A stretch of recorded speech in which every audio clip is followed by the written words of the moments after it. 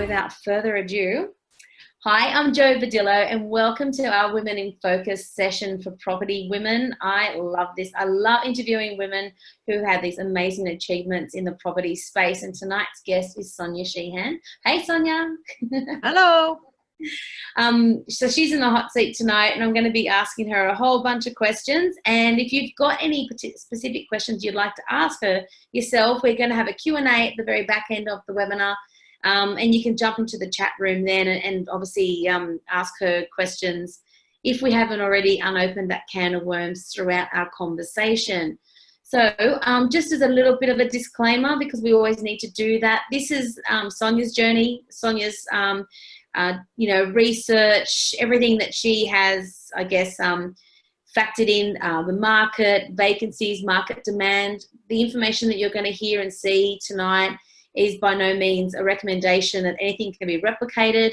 Whenever you do anything in property, always seek out your own unique professional advice, wisdom from an accountant, or whether you use a property mentor in that particular space. So by all means, take on board what we're sharing tonight, but do your own due diligence and ensure that you use the right people, the professionals and the licensed people in the know when you embark on anything to do with property. So Sonia, welcome. Thank you for joining us tonight and sharing your story. You're welcome.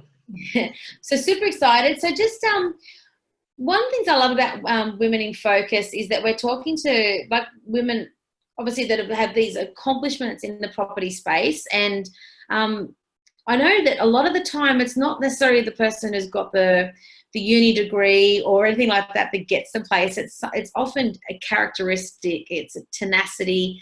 So what's your background? Where have you come from? My background is in administration and office work. I've done a lot of IT work. So grade 12 education, come from a little town called Esk out in the Brisbane Valley. So yeah, nothing striking about my background to be able to do what I do now. Except you made the start, and I think that's where a lot of people might that's where they stop. Actually, yes. Yeah. So I mean, obviously we're going to be talking about your successes with developments tonight, but were you an active property investor before now? No, not really. My first property development was in Esk. I was actually looking for a house to buy, and my mum and dad's old house was on the market, and I knew it was on 3,000 square metres of land near a school, and I thought, well, that's, it's a good house.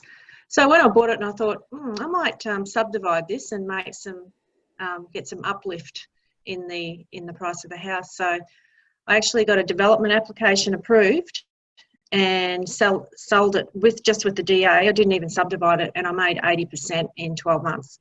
And wow. I did that a couple more times, and I just got the bug then. I was addicted. So that's how I started out, with my mum and dad's house, which was on the market, yeah. Yeah, right.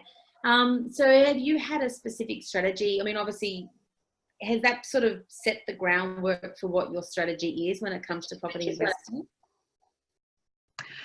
Well, now I do townhouses. I haven't done units, but I do townhouses now. So that's a little bit more expensive than a little subdivision, but yeah, the reward is tenfold. So the reward's there for the risk, and I don't take much risk. I always have someone who knows what they're doing helping me, and obviously you've always got your consultants and your architects and the surveyors who actually know what to do. Sure. So can we jump into your that development that you shared with the 24% profit? Yes. Did you do this one on your own? No, I had, first of all, I didn't want to spend a lot of money not knowing what I was doing. So I did go out and I found some education, and I went to Bob Anderson's workshops and his I also employed him as a mentor.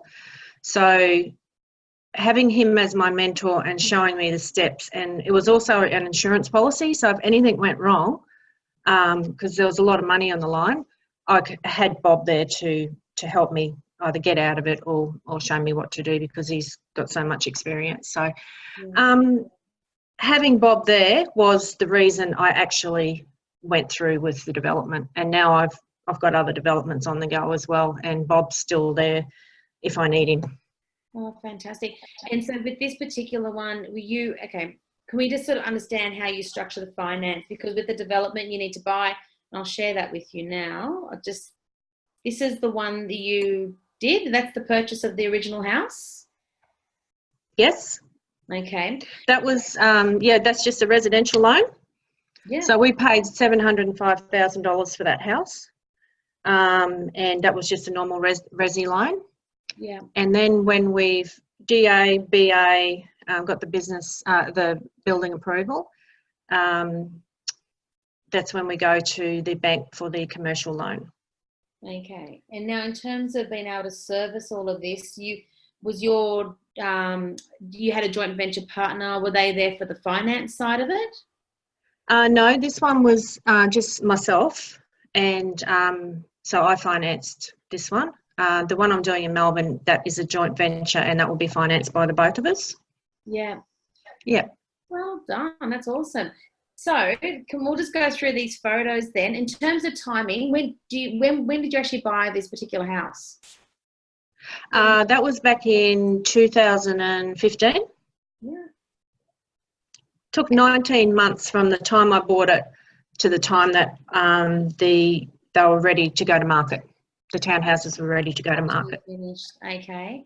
And when you started to look, were you very specific in an area? Like, were you quite strategic in where you're looking? No, I actually bought through a buyer's agent, and he found that property. So, and it was a good property. Yeah, worked out really well. Sure. And that in that particular location, is that actually in the city of Brisbane? Yes. Yeah. That's about 10 Ks from, or 10 Ks from the city of Brisbane. Yeah, right. Fantastic. Yeah. So if I keep going through in terms of the photos and finishes, this is obviously when you went to market with the interior of the finished product? Yes, just had, we staged all of the properties. I think we sold them within a week, every property. One was sold on we listed on the Thursday, and I signed a contract on the Saturday. Wow. For it. Yeah, and I think staging makes a big difference too, and it's about $4,000 per unit, but it's really worth it to move the product. Absolutely agree with that. So did you actually outsource the staging to a separate business? Yes. Yeah. Yes. Look, I'm a massive advocate for staging properties, and even though it's nice and new and shiny and pretty as a new build, it just gives that sense of emotion to people when they walk into a home, like this could be mine, and it does move so much faster. I really do see. And their furniture's so much nicer than most people's. I know, right?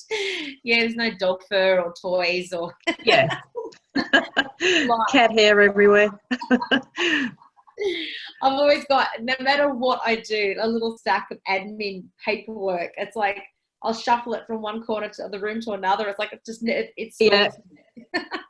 or a laptop somewhere on a table. 100%, always. So, so I think it's really important to give that emotion and emotive feel to a property as well, and it just looks beautiful. When I first looked at these, I really looked into the image, because I know a lot of people now sell properties where it's virtual furniture. And it's actually, when it's done well, it's really hard to define what's real. To tell. Yeah. But, look, I think it's a beautiful finish. So tell me a bit about, I guess, how you structured, how many bedrooms you're going to have, and how did you go to a town planner and say, what can I squeeze on here, and work backwards? Yeah. So can you give me a bit of a rundown on that? Well, that was a really good block, that one. It backed onto a big sporting ground. So there was already some and there was a lot of precedent already set. There was a lot of buildings already there, so that's a good tip. If you can find a block of land that's already well developed in a suburb, there's a precedent already set, and we went through council in 3 months, so that's really, really quick. Usually takes 6 months maybe. So there was already relaxations and everything for the back. So we ended up getting 5 townhouses on there. 2 were 4 bedrooms and 3 were 3 bedrooms. So unheard of, 4 bedrooms in that area. So that was a real selling point for families who wanted 4 bedrooms. Sure. So that my great architect came up with that plan, which was great. Yeah. And what did you find moved fast? I mean, if everything sold in a week, whilst that's an amazing outcome, what was it, the 4 or the 3s that seemed to go quicker? It was the detached. They liked the detached ones. Yeah. Yeah. They don't, or the end. They don't really like the middle one. Yeah. That's your hardest to sell, is the middle one. But the ends and any detached, just go like that. Yeah. As I said, I sold them all within a week. And with your association with Bob Anderson and mentoring, does he provide you with the networks for town planners, builders? Yes. Yeah, okay. I used all of his team. So my team all knew each other anyway. Yeah. So you don't really have to do that much because they work together as a team anyway. You just come in and say, I want this, this, this, and this, and they go off and do it for you. So it's pretty easy. Wow. Okay. See, this is a thing I think recognize the absolute value in having the networks established, because the bane of many people's existence, if you're look, I did it myself only last October with a renovation, and I haven't done one for a while, and it's in a different part of Sydney. So I was kind of from the ground up starting again, like, you know, where do I find a good tiler? You know, all the good tilers are busy for 3 months. So that's not going to suit me. Where's another tiler? That's right. So, yeah, you're starting, and then the time you blow and the stress levels when you don't get a good tiler, or in my case, you know, the one that showed up at 2 p.m. some days and some days he didn't. You know, it just compounds the stress. So by having or outsourcing somebody that can actually give you that key to the door is amazing. Like, it really is. So have that builder on. Yeah, and they've all got their preferred consultants that they want to work with as well. So it's no use me go and get a surveyor that the architect doesn't like working with. So you ask the architect, or who do you use as a surveyor? So they've all got their little cronies and friends. So, and makes it a lot easier for me. Yeah, for sure. So when it came time to selling the property, like, they're beautiful looking apartments. They worked out really well. Yeah. Did you wind up coming in, you know, and based on your planning and all your, you know, feasibility, how well did you manage that budget process? I came in, I had my 5% contingency, and I think I used 32,000 of that, which was different blinds and some different tiling I wanted. But that's why you put that contingency in, because you know that there's going to be variations along the way that you'll want to change. Yeah, of course. So other than that, I came in spot on. Yeah. Were you tempted to keep any? Pardon? Were you tempted to keep one of them? No, not really. But my next project down in Melbourne, I am, because it's a 3-bed, 3-bathroom, and it also will have a granny flat under the house, down on the bottom level. So it'll be a separate entrance. Someone can live down there. We're going to put a self-contained little kitchenette in there. Fantastic. So I'm thinking I might keep that one down in Melbourne, because it's you know, it's point of difference. Yeah, and so I imagine they'll have a good rental yield. Do they call that like a dual key kind of, or dual occupancy? Yeah, but it won't be in the beginning, if you know what I mean. We'll leave that one there for a bit, but yeah. And whereabouts in Melbourne is that particular? That's in Reservoir. Okay. It's out near La Trobe University. I do know that area, which is good because I mean, being near university, draw card, big employment area, and not the rest. So that's really good.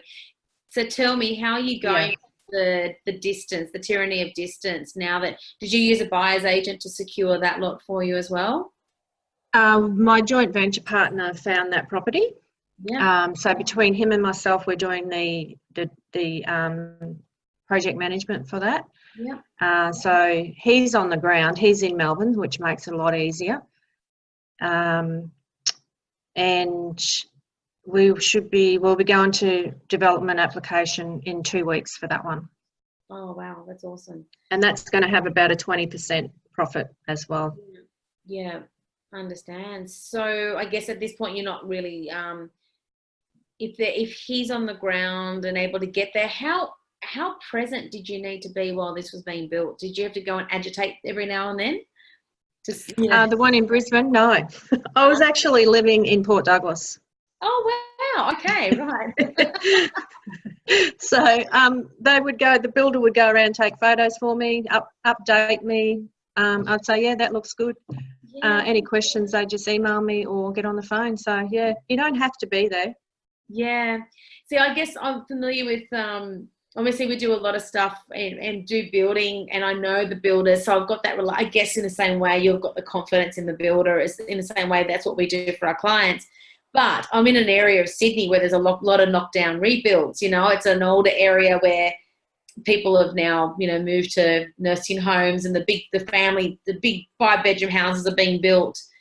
And I know so many people who've got so many pain points with some of these builders in the area, build times that are 13, 14, 15 months, budgets that are completely blown out of the water. They have to physically be present, mistakes, where the tiles aren't lining up properly with the floor and wall. So they agree to rip them up and start again. When they start them again, they're still 3 mil off, just headaches like this happening. So I think it puts people off, those sorts of stories. Yeah. And I think another thing too, Jo, is that it comes back to having references for all of these tradespeople and builders. And I had great references for my builder, and he was actually one of Bob's builders as well. So I felt confident, and I didn't have any problems with him. Fantastic. Yeah, no, that's awesome. And have all your contracts in place, so if they do go over time or over budget, then you've got some recourse. Yeah, sure. And did this one keep time for you well? Yep, on time, on budget. Yeah. Hardly a couple of defects at the end, but nothing that was holding up my timetable. Yeah, the defects happen. Like, I mean, that's for anyone who hasn't built before, it happens, like they come in and it could be 30 defects. There could be a missing screw here, or the door stopper not properly, or the painter didn't paint the back of the door or something. So, nothing too bad. Yeah, and it is sometimes when it's done, because there's just so many things that you need to factor in. And I do know this happened once where they asked for a study nook, but there's no PowerPoint. So, of course, if someone's going to be sitting there, they want to have – so that's the time when you've got people still getting trades on site. You're like, okay, well, we need a power outlet. That is one big hint I'll give the viewers tonight is check on your electricians. Oh, right. I've had problems.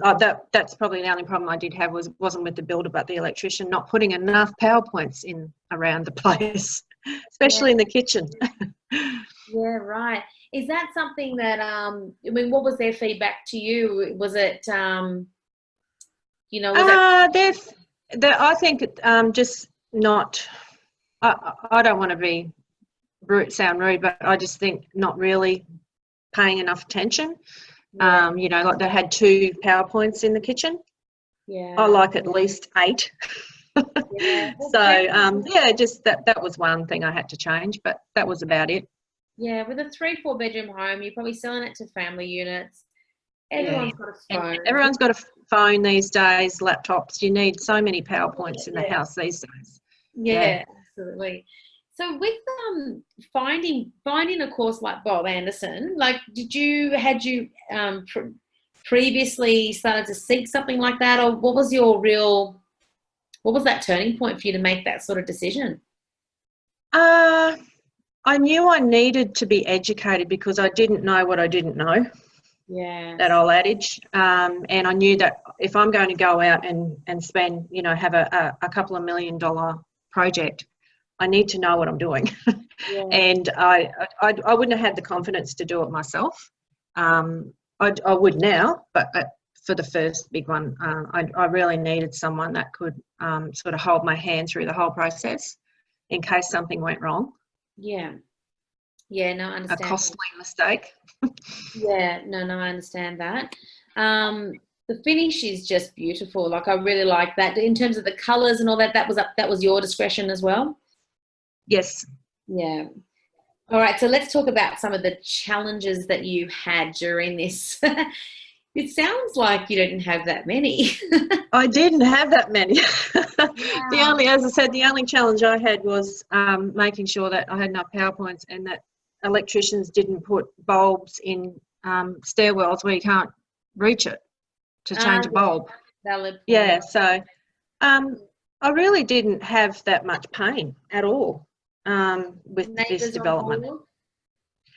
on board? Yes, that's another hint, is be very nice to your neighbours and buy them gifts, and so that they are on board with you. And I was lucky on the other side, we were building at the same time, so they were building 6 and I was building 5, so the builder was actually going between the two. Oh, right. One was 2 weeks, they were 2 weeks ahead of me. So yeah, that worked in really well as well. We're looking at this image here. So to the left of my screen, I can see there's like a new build there. So that's what. Yes, that's what was getting built at the same time. Yeah. Is this also one of Bob Anderson's students, or someone through the buyer's agent, or just circumstance? Just circumstance. Yeah. Right. Okay. Okay. So, what do you feel like? I mean, obviously, this is my summation of you, Sonia. Pretty chilled. Get on with it. I don't think, I think you're someone that, and correct me if I'm wrong, you're rolling with the punches. You've got the education behind you. You've got the confidence because you've got someone like Bob Anderson's training, teaching, mentoring. You've got all these trades all ticking along really, really well. What character traits do you think someone, for them to jump into the developing space, what do you think they would really need? They need to be decision makers, because there are a lot of decisions you have to make along the way, and they have to be quite quick so you can get the process going. Willing to learn and to take advice from others is really important. Don't do it on your own if you're going to, outlay a lot of money, because you could make a very costly mistake, which will maybe make you no money, or you might lose money. Yeah. And a lot of times you don't even need money to develop. You can do some developments without money, no money down. So and if you can look outside the box, if someone can look outside the box, they could even find those sort of deals. Yeah. Have you ever entertained doing something like that? Yes. Yeah. Yeah. So I guess it's obviously a completely different spin. Subject. Yeah. But can you sort of give me, just in a couple of minutes, I know it's going to be, you're trying to pack in, months of education into a 2-minute sentence structure, but just for people who aren't familiar with that terminology, what does that really mean? No money down. Yeah, like how are they getting that? How are they breaking earth if they're not got skin in the game, so to speak? There's just so many different strategies out there that, the old buy a block of land, build 5 townhouses is one of probably 10 or 15 ways of actually doing property development. And unless you've been told about those strategies, you have no idea. Yeah. Like myself. It might be with a landowner, you might know someone who's got land, or you might have a money partner, so you don't actually have to have the money. There's all these different ways of doing it. We're actually a money partner for another developer, but down in Melbourne. Yeah. She needed some money for 4 months to finish her project off, so we loaned her money at 40% per annum. Wow. Okay. Yeah. So that was a nice little sideline as well. So there's all these different things, and unless you've got that network of people or you know about it, like I said, you don't know what you don't know. So there's people doing all different strategies out there. Yeah, yeah. And I guess, Bob will be explaining how to minimise your tax as well, and the entity that you're buying. Yes, how to structure everything with and not paying any land tax, structuring your trusts so that you can distribute between different members of the family. So I wasn't working at the time, so I took all the profit to myself, and you can distribute it however you like, 50-50, 80-20, however many. If you've got children, I think it's under 18 years old in your family, you can even distribute it to them. Yeah, no, I have heard that up to whatever that tax-free threshold is or something like that. Is that correct? Yes, okay, yeah. Giving accounting advice, so please ask your accountant. But yes, yeah. Can you tell me about the land tax? The what? Sorry. Land tax. Yes. This is in Queensland. I know in Melbourne you pay land tax there and you can't get out of it, but it's only about $1,000 a year. In Brisbane, in Queensland, it's very expensive. There's all these different scales, but if you put the property in a discretionary trust and you are the beneficiary of that trust, you can structure it that you pay no land tax at all. Yeah, right. And then you've also got the asset protection of being in a trust, and it's not in your own name. So if anyone sued you, heaven forbid, it's not in your name. Yeah, yeah. So it's income, it's protection as well, asset protection. And this is so all those little things you don't know, and that could save you $10, $20, $50, $100,000 just by knowing little tax ways to get around that, and it's all legal. Yeah, that's right. And that's why you need a really good accountant on your team as well that can hand that advice out before you buy the land, before you do certain things. So, don't sign the contract until you've spoken to a really good accountant. Yeah, I know, because it can be, it's tax minimising, it's not dodging. I think that people need you'll just save yourself so much money. Yeah. And land tax can be really debilitating, so... So in terms of finding your joint venture partner, did you, and if you don't mind me asking, is this obviously somebody that's within the same circles? That's how you found one another? Yes. We have a big Facebook group, and that's how I found the other lady that needed some money to get her project over the line. And that's how I found my joint venture partner as well. And I think it's invaluable, this group. So we all just get on there, and if someone needs, and they sell properties on there as well. Yeah. Oh wow. Okay. It's I think it's so important when you are on that property journey of being around like-minded investors and people who are just, I think it's to keep it, in the if you set your life's busy and you might take your foot off the accelerator, but staying in the room with the Facebook group and things like that, you get to see other successes and it can raise you back up again. I do see that as being I find it very motivating. I'm very motivated by the successes of others. It's like that before or after of a renovation. You're like, after I did that last reno, I'm like, never touching it again, never doing it, la, la, la. And then I see before and after picture and I'm like, oh, maybe I can. Yeah. Like I'm not on the tools at all, but it's just, maybe I can. And you mentioned before making a lot of decisions and that's, quick decisions. Yeah, that's hard sometimes. If you're working, you're like, oh, I've got to make a decision and it's irreversible if I get it wrong. I don't like it. But it's not the end of the world though. Like, if you don't, should have put the toilet over there instead of there. It doesn't, it's not going to stop everything. But I just find that I make decisions like that now. I just go, yep, that's fine. Let's do it. I look at the plans and I go, well, yep, I want to change that. Let's do it. So, and I know it's not the end of the world if I do get something wrong, but you've got to make the decision, otherwise it'll just lag on forever. Yeah, and I think that a lot of people do. They'll have the paint swatch, you know, all the different paint, and they'll like ponder which version of white you're going to have, and that goes on for like 6 weeks. So. Yeah, and the builder doesn't like that either. Yeah, and I think that comes with You've got to keep him happy.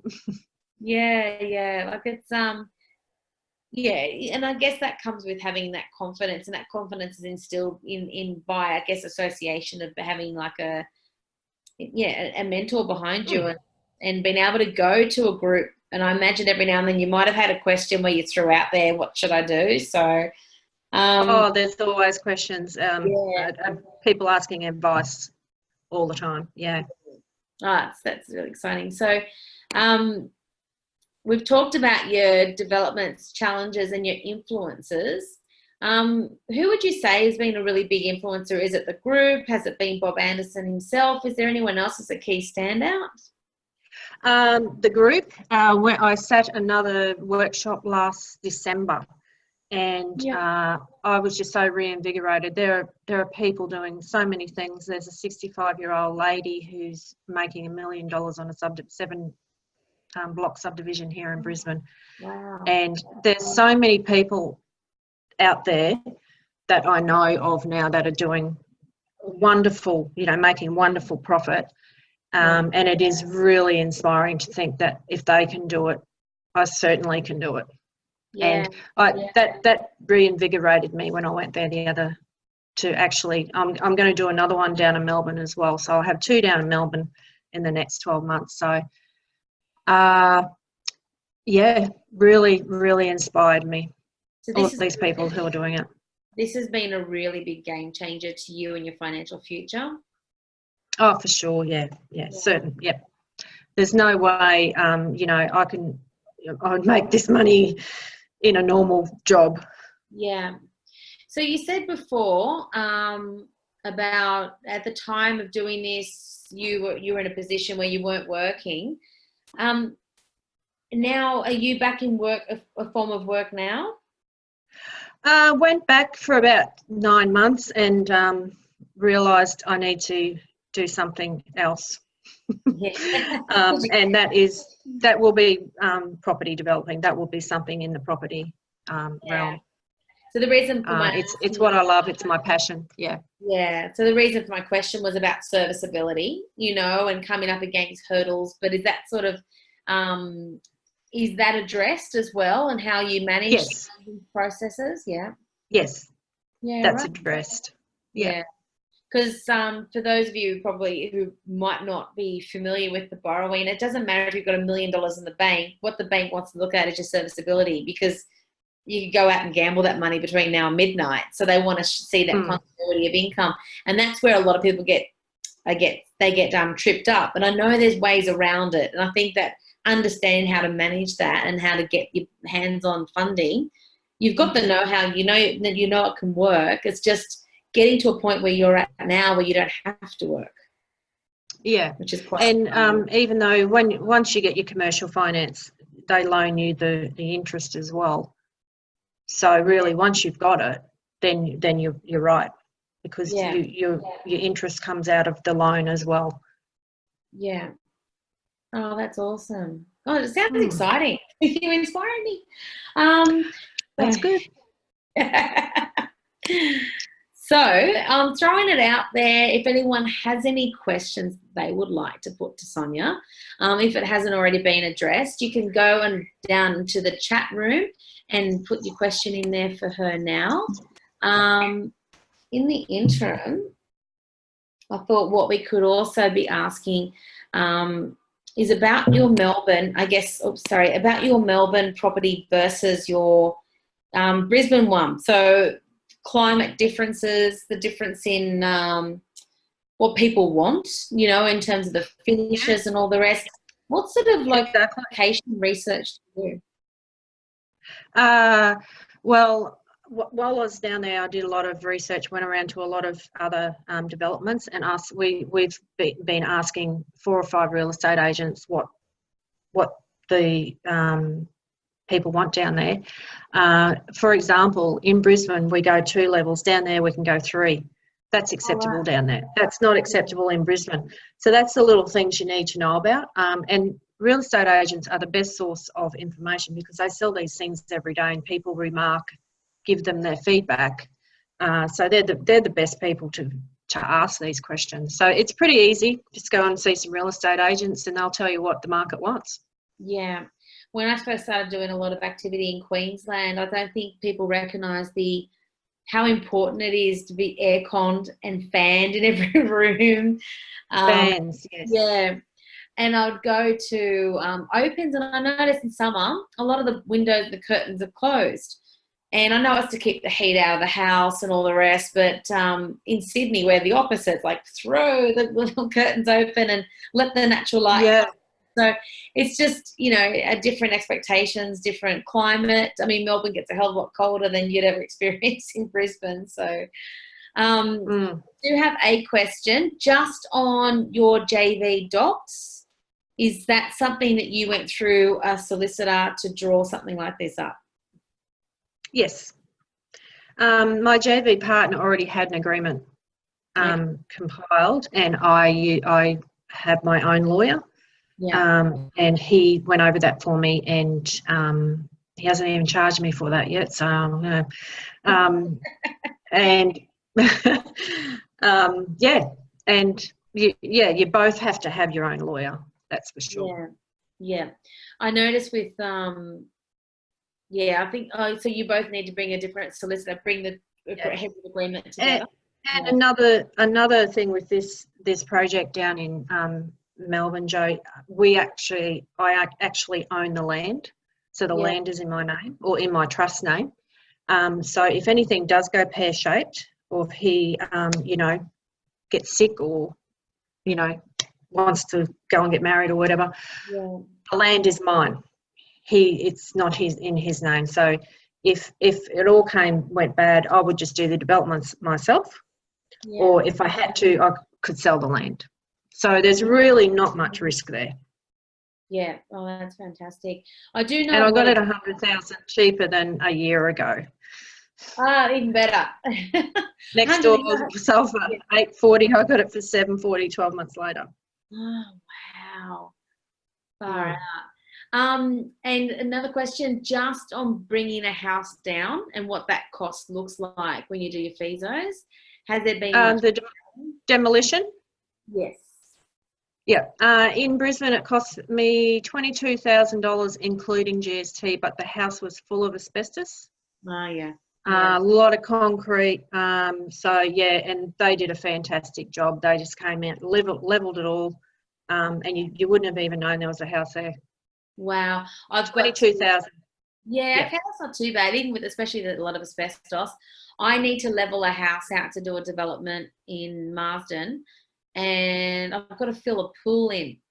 So I've had the variation of quotes between $6,000 and $20,000. It's a concrete pool, but I've got to fill the pool in to build on it. That's why you get heaps of quotes. Yeah. So how many? Okay, so another question: how many units are you building in Melbourne? How many? I know you mentioned it was like the They're 3-bedroom townhouses. There's going to be 2 3-bedrooms, and with 2 cars, because you've got to have 2 cars in Melbourne if you've got a 3-bedroom. Okay. And in the middle there'll be 3 that are 2-bedroom, 1 car. Oh wow! Townhouses. A 3, 2, 1. But people like 2-bedroom houses in that area. Yeah, fair call. And we're changing 2 en suites as well. So if you've got people who are sharing or whatever, they can have their own bathroom. Yeah. Is it the 3-bedders that you're looking at doing the dual occupancy? Does that mean one level will be 3 and downstairs will be 1, or it'll convert to a 2 and a 1? 1 level downstairs and then 2 bedrooms upstairs with their own ensuite. Yeah. It's almost like a reverse Fonzie flat, or kind of. You've heard of the term Fonzie flats? No. Do you remember Happy Days? I'm old enough to remember Fonzie. He lived on top of the garage, and that's becoming. Oh, okay. So he lived on top of a room that was on top of the garage, and there's Yeah. Fonzie flats are becoming more commonplace, especially like, well, Sydney, where we're kind of, you know, within a radius of 20, 30, maybe 20 kilometres, 30 kilometres, there's no spare land. So people, even in like built up areas like in Balmain, where it's a, you know, a tiny peninsula, your blocks might be 150 square metres if you're lucky, and they're building in the air above the garage. So the rise and rise of the Fonzie flat is happening. And yeah. Well, I thought this place would be perfect for if you had an elderly parent. Yeah. That could live downstairs, and you could still look after them, because I think now that housing is becoming so expensive that the more people that can live in there comfortably and share the expense, like have your own bathrooms and things like that, will be more appealing, because people think, oh, well, that'll help. If I can get someone in that other room, that'll help pay the mortgage. For sure. Yeah, no, that's and I think you're absolutely right about having someone downstairs. Your one bedders will always rent really fast. I always find the smaller side of a dual key goes quicker, because you know, people don't want to live in units. They want to have their own front door. Obviously some people will like to live in units, but people like just having that sense of a house as well. And you know, there's people like marriages break up and they want to live in a certain area near their kids and all that sort of stuff. So the one bedroom, the smaller sides do tend to rent quite strongly. So I think it's a good formula. Okay, now what would be your 3 pieces of wisdom for somebody starting out in the development space? Okay, 3 pieces: education, education, education. Wow. If you can, find someone reputable that has personal references and people that you know, that you would want to get that education through. And my 3rd piece is start today. Yeah. You will not regret it. Yeah. And that could be, you know, starting an online course. That could be anything that you do today. Honestly, you won't regret it. Yeah. If that's the only regret I have, is I didn't start earlier. Yeah, it's funny that people say that the best time to plant a tree was 20 years ago, and the next best time now. Like it's you can't live in the past, but if you can start today, then you can at least, you know, say, well, at least I'm on my way. Yeah, I think people have a lot of I guess like the cost or the outlay of buying into these courses, but I know many of my friends took years to pay off their university debts and never used the degree they had. You know, like the school of like learning, and whilst it doesn't give you like a, you know, bachelor's or anything like that, it's no, you know, and honestly, the outlay you would get back just in your tax, you know, saving money in tax or the land tax, and you'd get it back 5, 10, 20-fold. Wow, okay. So just another question on the course itself that you did, and just so everyone knows, I'm not affiliated with Bob Anderson. No. But I just wanted to, the question is, do you pay in addition to his standard course for mentoring, or is that included in the must? So it's on top of the standard course? He offers his mentoring services in the workshop when you do the 3-day workshop. Yeah. And I made that money back 20, I can't remember how much it was now, but yeah, it's an insurance policy. You insure your house or you insure your car. This was like my development insurance policy. Yeah, that's a good way. Which was nothing compared to how much profit was in the project. Yeah, absolutely. Did you surprise yourself? I did. I lived and breathed that project for 19 months. I knew every single cent I spent. I knew everything. And at the end, I kept looking at the bottom line and going, I can't believe this. Yeah. You know, and it actually had a 7 in front of it when I got my valuations. And then when I sold them, because I'm on the belief that leave a little bit in for the next person. Yeah. You know, I wasn't greedy. And then it came out, it was about 605,000 profit. My valuation came in at $700,000 profit. Yeah, wow. When they were valued. Yeah. Yeah, so yeah, it is strange looking at that number down the bottom going, oh, that'll be nice. Yeah, wow, and you did that. That's amazing. That's Mm, a really good story. I love it. Look, yeah. so much, Sonia. Like, yeah, I've just a plug. Oh, Bob Anderson's story is actually in that Secrets of Property Millionaires Exposed book. Yeah. So Um, I don't know Bob personally, but I know he's been around for a long time and comes yeah. started as well. I think he's one of the best out there too, Joe, that I know of. Yeah. And he's a nice bloke as well. And I only say this because that's how I got started. Yeah. If it wasn't for Bob, I might have found someone else, but there's no way I would have accomplished what I've accomplished so far. Yeah, it's a good story. In terms of Melbourne, how long do you foresee Melbourne project being? If you're 19 months in Brizzy. 22.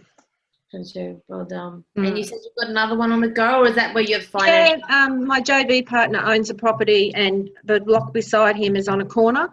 Yeah. And this guy can't do anything on his block because it's not really big enough. But if we join the two together, we're going to come up with 9 or 10 townhouses. Wow. So that'll be a really good little project as well. Yeah. So we're in negotiations with him at the moment. Yeah. Well done. Mm. Oh, Yeah. Thank you. And It's all exciting, I know. I love it.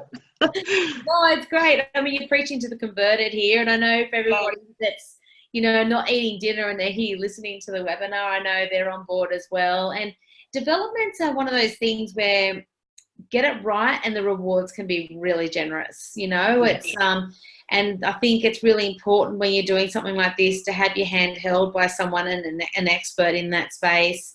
For the first one you do, and then you know what you're doing then, if you're going to do the same thing, you know what you're doing, you know how much things cost. And that's getting your feasibility down pat is the most important thing. Yeah. Because if you've got that wrong, then you may make a costly mistake. Yeah, I understand. That's awesome. Thank you. I just absolutely loved hearing your story. And I'm going to read Bob's chapter. No problem. I'll confess I haven't actually read his chapter yet. And I think it's really important to find out from other people who are working in this, or investors, what is it that they're doing, who has inspired them. I know there's a lot of people out in that space, but I think when you're looking for a mentor, I think it asks questions, jump into places like Property Women's Facebook group, find out what people's recommendations are. I do know operators out there with some question marks hanging over their heads, and others, people like yourself, genuine testimonials for their. Exactly, yeah. And wasn't just going to say something then and I lost it. Was it just along the lines of how you sourced Bob in the first place, or how you found? Oh, no, having a network. And that's another thing. If you find someone that is training you and teaching you, they will have a network already, and they will have the team that they use already. So it's so much easier than trying to go out and get your own team, get your own network of people. That I don't know one other person who does what I do as in my circle of friends. But I know a lot of people in our group that do more than I do. There's a lot more successful people out there as well. Yeah, no, I completely agree with that, and I think that's why we're all very much like-minded people who share that passion. But my day-to-day friends, they're not as no one's as property-centric as myself. And it's great to talk to someone who is. Yeah, absolutely. It's been really refreshing. Thank you so much for your time today. You're very welcome. Yeah, it's been really, really good to hear more about yourself. I hope I've helped someone. Yeah. Can you come back and share the images when you've done Melbourne and your numbers? Yeah, I'm getting the plans back from the architect in 2 weeks, and we're going to council. So I'll send you a copy just of the external, and it looks really good. Oh, awesome. Yeah. I wish you every luck in it and success. Thank you so much, Sonia. Thank you. Thanks, Jo. We've got one cheeky Bye. both. Another message for someone just saying thank you to you as well. So thanks, Oh, guys. no, thank you. You're very welcome. Bye. Thank you. Bye.